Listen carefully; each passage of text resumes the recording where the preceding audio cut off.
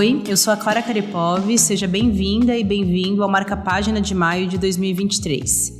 Para quem está chegando agora, o Marca Página é um programa ligado ao Quarta Capa, o podcast da editora Todavia. E aqui a gente comenta os próximos lançamentos da editora. Os lançamentos de maio trazem muitas obras com percursos pela memória, tanto pessoal quanto coletiva, a maioria com mulheres no centro da história. Já vamos levar vocês nessa trilha, que também será musical, mas primeiro aquele recado importante. Assine ou siga o Quarta Capa onde você está nos ouvindo e onde mais quiser nos ouvir. Com isso, você recebe 2 lembretes nossos ao longo do mês. Um deles na segunda quarta-feira do mês, com o episódio do Quarta Capa, e o outro na última quarta-feira do mês, com a edição do Marca Página. Se você gosta de planejar suas próximas leituras e tem curiosidade sobre o que vem por aí, todo mês a gente tem esse encontro marcado. Apresentações e pedidos feitos, bora falar dos lançamentos de maio da Todavia? Lembra que mês passado eu prometi que no próximo Marca Página a gente ia falar melhor sobre Salvar o Fogo, o aguardado novo romance de Itamar Vieira Júnior? Pois bem, hoje temos a presença super especial da Isadora Mendes, colega querida aqui da Todavia. A Isa já leu Salvar o Fogo e vai trazer pra gente suas primeiras impressões. Obrigada por ter aceitado conversar com a gente sobre Salvar o Fogo. Bom, todo mundo conhece o Itamar pelo Torturado e acho que a pergunta que muita gente está na cabeça é saber se tem alguma semelhança entre Torturado e Salvar o Fogo. No Salvar o Fogo, assim como no Torturado, o romance se divide em partes. Então, a gente vê a história acontecendo a partir de pontos de vista diferentes. A história se passa em Tapera do Paraguaçu, que é uma comunidade afro-indígena na Bahia, que cresceu ao redor de um mosteiro. As crenças e os costumes que os ancestrais dessa comunidade tinham foram todas transformadas e colonizadas pela religião católica, pelos monges que viviam lá. A gente acompanha a história da Luzia, do Moisés e de uma família que vive tentando viver com mais dignidade, ter uma terra, ter uma condição de vida digna. Já estou entendendo que tem esse tema da Bahia, do interior da Bahia, né? Assim como o Torturado, que também se passava no mesmo estado, né? E também a questão da terra, muito presente. Sim, a gente volta um pouco para o Torturado no sentido de, além das semelhanças geográficas, mais as semelhanças de ancestralidade, luta pela reforma agrária. Alguns personagens do Torturado aparecem também no Salvar o Fogo e é muito legal isso porque a gente consegue olhar para esses personagens por uma outra perspectiva. Então, o Itamar amarrou essas 2 histórias de uma forma muito impressionante, muito bem escrito.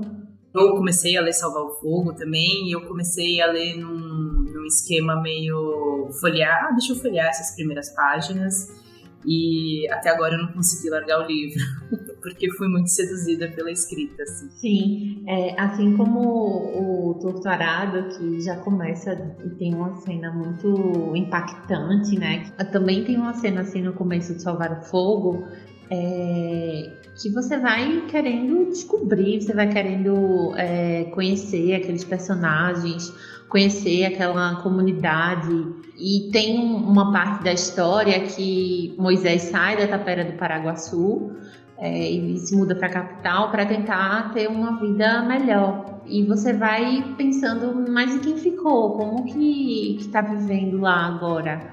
Então, o Itamar prende você e amarra demais. Eu espero que vocês gostem muito e procurem a gente para contar o que acharam e conversar sobre a história, porque a gente ama falar sobre esse livro.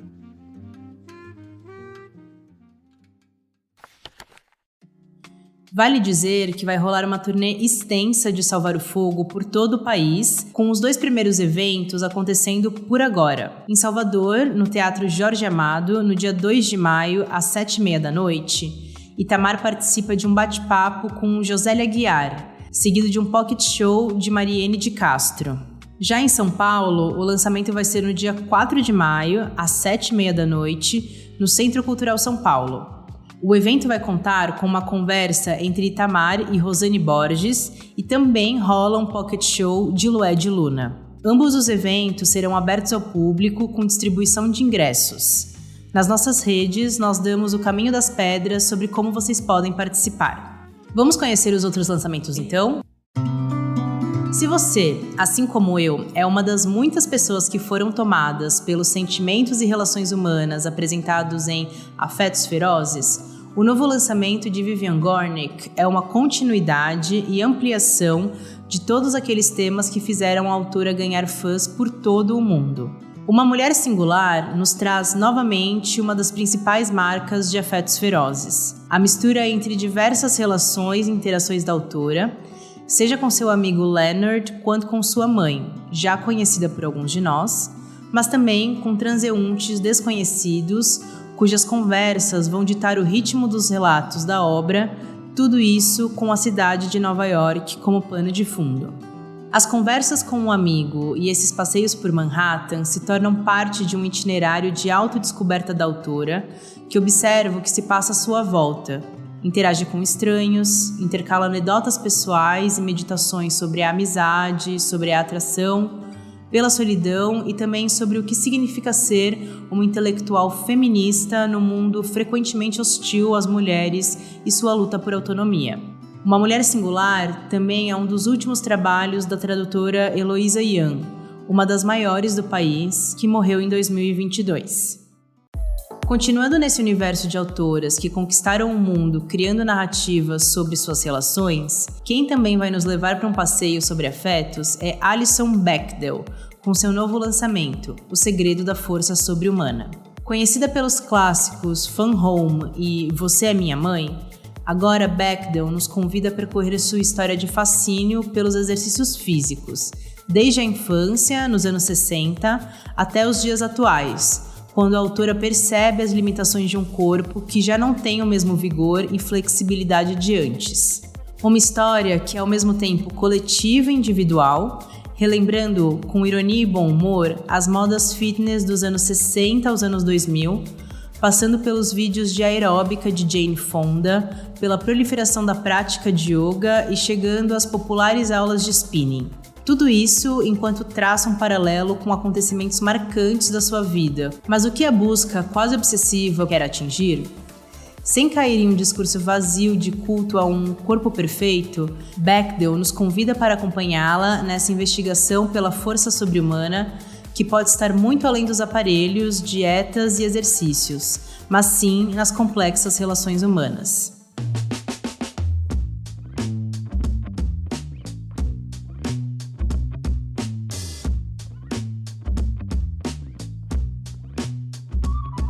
Falando ainda sobre memórias, em A Mulher do Padre, Carol Rodrigues, autora vencedora do Prêmio Jabuti em 2005, mistura realidade e invenção, ligando eventos particulares com fatos que quem viveu os anos 90 vai se identificar rapidamente.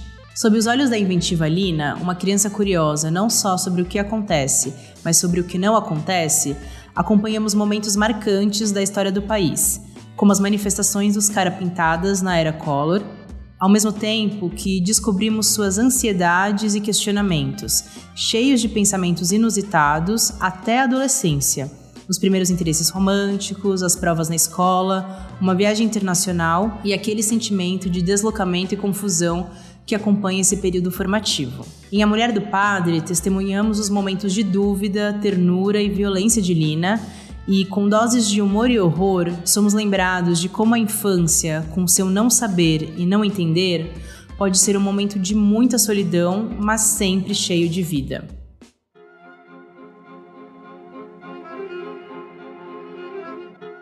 Se no lançamento anterior relembramos situações marcantes do país nos anos 90, O próximo título é um estudo sobre outro dos momentos mais decisivos da nossa história recente, e com outra mulher no centro da história. Estou falando de Operação Impeachment, Dilma Rousseff e o Brasil da Lava Jato, escrito por Fernando Limonge. O impeachment de Dilma Rousseff, ratificado pelo Senado em agosto de 2016, é um momento chave da história brasileira recente que reconfigurou o cenário político do país. Processo que daria origem a novos protagonistas dentro e fora do Congresso Nacional e abriria caminho para a chegada da extrema-direita ao poder. Cientista político, reconhecido por seus trabalhos sobre a relação entre executivo e legislativo no Brasil, Limonge recupera cada lance do processo que culminou na queda de Dilma, reconstituindo um quebra-cabeça com idas e vindas entre partidos e coligações, deputados mudando de legendas e de discursos, denúncias de corrupção, delações e vazamentos, juízes e promotores com ambições políticas, manifestações de rua e de atores sociais organizados. Com base em reconstituição minuciosa da conjuntura, Limonge não apenas puxa o fio da meada que levou à queda de Dilma, mas faz um retrato de um país entorpecido por uma cruzada contra a corrupção que em pouco tempo mostraria suas outras faces.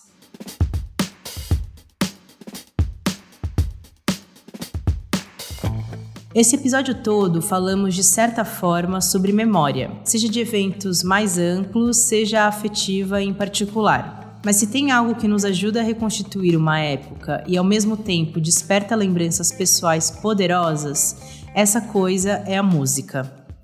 Todo mundo tem uma música que marcou momentos da sua vida e todos conhecemos músicas que marcaram uma época e um movimento cultural. Para fechar os lançamentos de maio, nada melhor que falar de uma obra que se ocupa justamente disso, Na Trilha do Pop. A música do século XX em 7 gêneros, escrito por Kelefa Sané. Nesse livro, o autor, que é um dos grandes críticos musicais e culturais de nosso tempo, nos mostra em que medida a música pop nos une e nos divide, num mapeamento original que também apresenta como os gêneros acabaram por se tornar verdadeiras comunidades.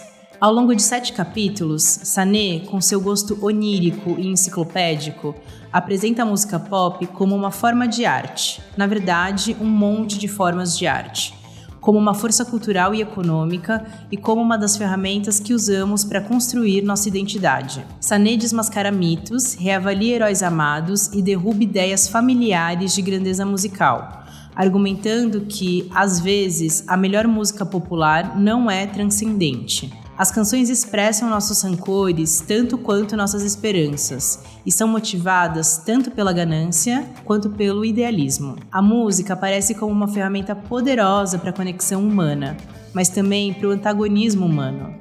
Na Trilha do Pop é para quem quer se aprofundar em como a música e seu mercado são cruciais para a cultura de uma época e levanta debates importantes sobre racismo, autenticidade, sucesso, vanguarda, entre muitos outros. Este é um livro sobre a música que todo mundo ama, a música que todo mundo odeia e a discussão de décadas sobre qual é qual. Um livro tão gostoso e instigante como as melhores canções da nossa vida. Chegamos ao fim do Marca Página, trazendo os lançamentos de maio de 2023. Tem mais detalhes de cada um dos livros comentados aqui no site todavialivros.com.br. Se você estiver nos ouvindo no Spotify pelo celular, coloca na caixinha de respostas qual lançamento você está com mais vontade de ler. Também estamos de olho nos comentários de vocês nas redes sociais da Todavia. O Marca Página é produzido, editado e roteirizado por Ricardo Terto. É apresentado por mim, Clara Carepoves, que também colabora com o roteiro. Mês que vem a gente marca outras páginas. Um abraço e até lá!